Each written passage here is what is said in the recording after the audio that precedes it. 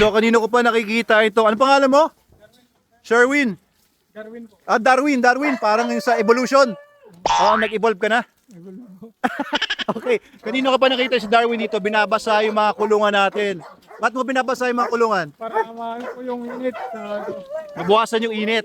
Yes, very good yan. Although naglagay na tayo ng mga shade net. Ayun guys, so. Ayan, puro mga shade net na tayo dito.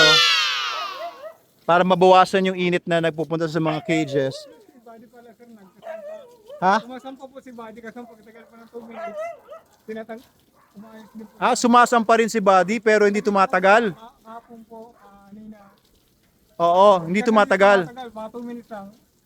Hindi kaya, hindi nakakalusot. Oo nga, baka kaya niya ng kailangan niyang tongkat ali. Ha, gumagamit ka ba noon? Hindi. Hindi mo alam 'yon? Oo, pampalakas daw 'yon. Bisagra lang tayo ginagamit ko sir. Ha? Bisagra lang po. Bisagra. Sa pintuan 'yon ah. Baka Viagra. Hindi bisagra, pambira. Magkatuwa na lang. Oo.